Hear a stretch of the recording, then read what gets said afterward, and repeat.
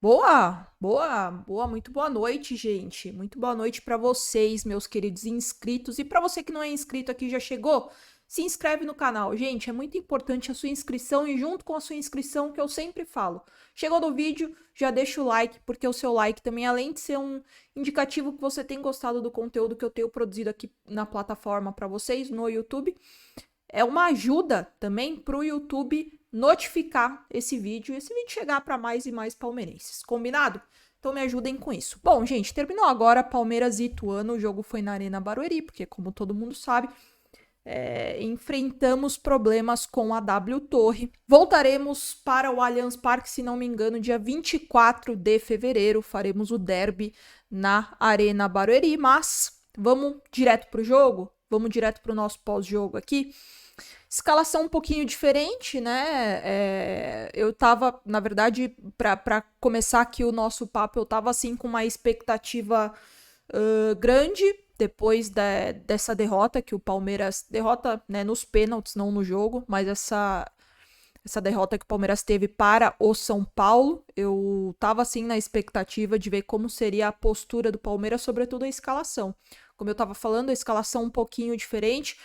O Abel Ferreira, ele optou por povoar mais, né, o meio de campo, e tinha o Luan também para quebrar essa primeira linha, né, com esse passe de ligação, e o meio de campo mais reforçado também, né, e aproveitando o Flaco mais lá na frente. Eu achei que o Veiga ele ficaria mais espetado lá na frente também junto com o Flaco, né, fazendo essa tabela, né, com o Flaco Lopes, mas não, eu achei que o Veiga ele ficou um pouquinho mais atrás para também ser esse cara mais de condução, de criação, né? Muitas vezes para deixar o Flaco Lopes mais na cara do gol, clarear jogadas. E falando de escalação também, eu acho que é importante a gente pontuar aqui que hoje a gente não teve, pelo menos o primeiro tempo inteiro, e só no finalzinho do segundo tempo que o Rony entrou, mas a gente não teve essa peça de velocidade, né? Que dá essa velocidade, essa marcação-pressão que o Rony ele sempre fez, né? E com o meio de campo mais povoado, o que acontece? Os laterais, eles ficam mais livres, né? Eles ficam também com o apoio dos volantes, porque tinha o Aníbal Moreno, tinha o Zé Rafael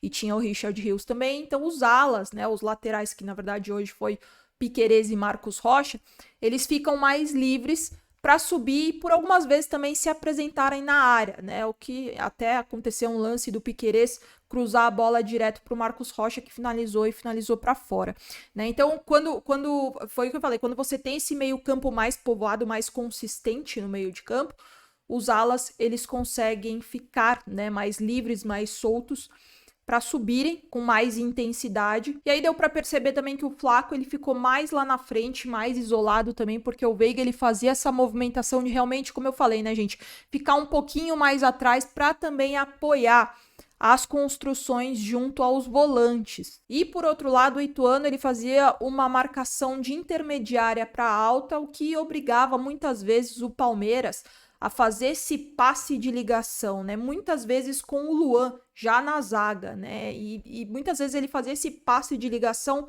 com bola alta, o que dava a impressão, pelo menos na minha visão, que o Palmeiras rifava a bola. Quando acontece isso por várias vezes, essa é a sensação que eu fico, né? Que o Palmeiras não tem uma construção de jogada, não consegue lapidar uma jogada, ele faz esse passe de ligação alto e a impressão que dá, essa sensação que muitas vezes eu tenho, comenta aqui se você também tem essa impressão, é que o Palmeiras rifa a bola, né, e fica sem jogadas trabalhadas. E já colocando a minha opinião aqui para vocês, eu gostaria de ter mais a bola no chão, ver mais construção, mais triangulação, mais tabela, né? Por quê? Porque além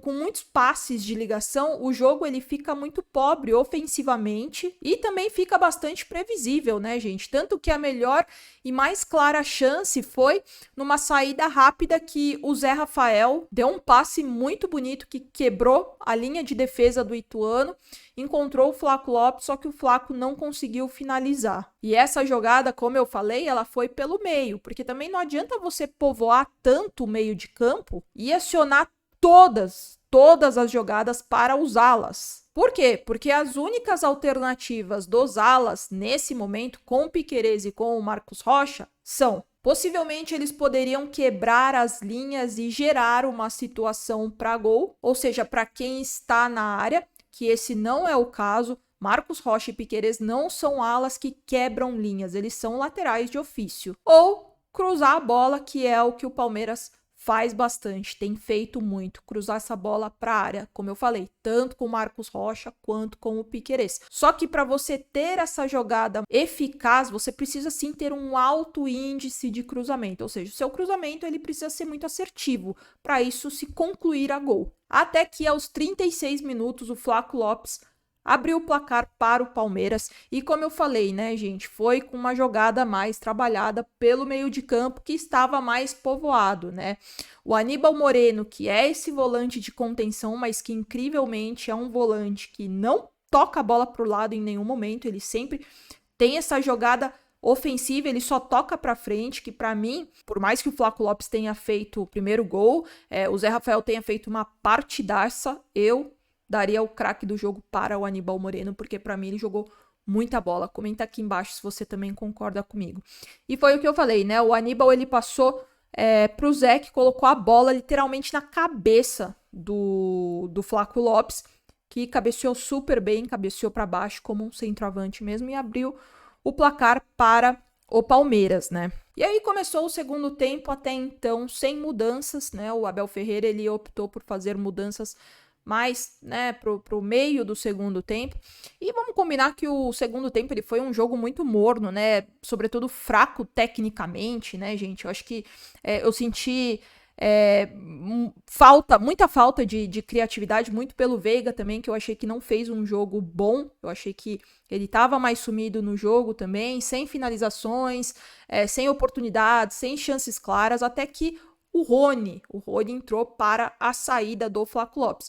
Uma curiosidade até, gente, no grupo da Pitaco Palmeirense, o Thiago perguntou, ele falou, poxa, quando será que o Flaco Lopes ele vai terminar uma partida sendo titular? Quando ele não vai ser substituído? Aí o Rony fez o gol e eu respondi para ele, eu falei, exatamente por isso, porque enquanto o Rony entra e faz gols, e além do mais, a gente sabe que o Abel Ferreira tem uma admiração muito grande pelo Rony, pelo estilo de movimentação do Rony, pela característica que o Rony aplica dentro do jogo.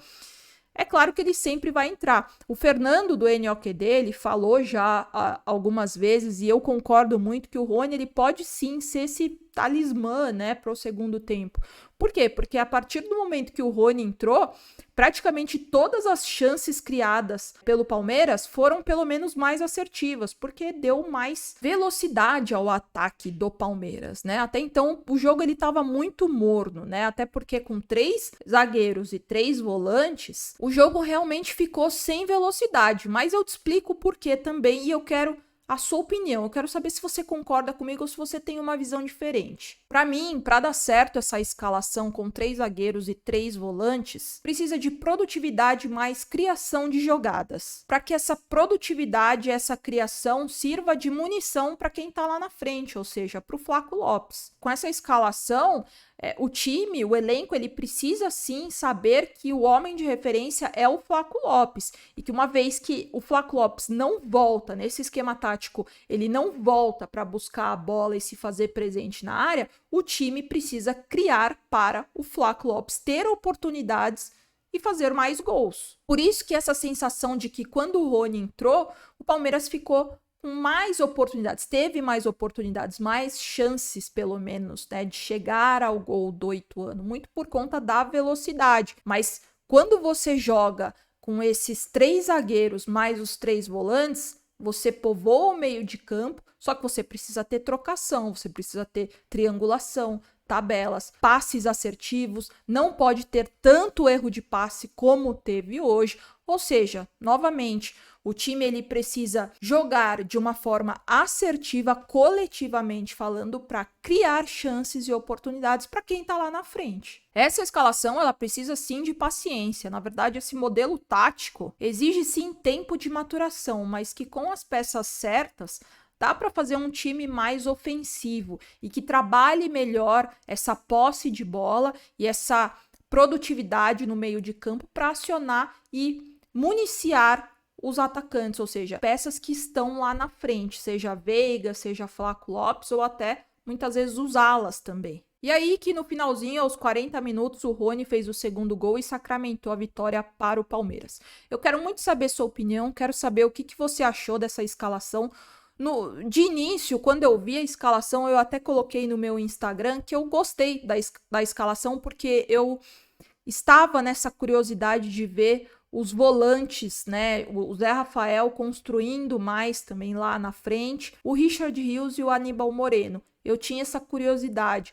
Só que aquilo precisa de tempo, precisa de tempo para conseguir entender, né? Porque são peças novas, são jogadores novos que precisam de tempo para adaptação. Isso é normal.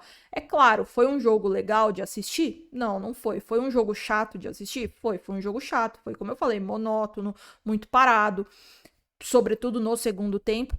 Mas muito porque também as peças que deveriam fazer, né, ter essa produtividade, produzir no meio de campo, não estavam no seu nível, né, no seu nível habitual, como o Veiga, eu acho que a gente pode colocar como esse protagonista, né, em pelo menos ter essa produção um pouquinho mais apurada de jogadas, mas é isso, eu acho que tem que ter um tempo para a adaptação. É o esquema tático que eu sou mais a favor? Não, eu já falei diversas vezes aqui que eu gosto muito do 4-3-3. E não por julgar, né, por muitos comentaristas falarem que é o mais ofensivo, mas eu acho que no Palmeiras cai muito bem. Mas para isso, algumas peças precisam se encaixar e principalmente Dudu precisa voltar a esse time pra gente voltar pro 4-3-3 de uma forma agressiva, com intensidade, sobretudo assertiva. Quero muito saber sua opinião, deixa aqui nos comentários, que é muito importante para eu saber o que o meu público pensa. Combinado? Novamente, se você caiu de paraquedas aqui, se inscreve no canal e deixa seu like se você não deixou lá no início do vídeo. Volto amanhã, muitos e muitos beijos, ó. E avante palestra sempre.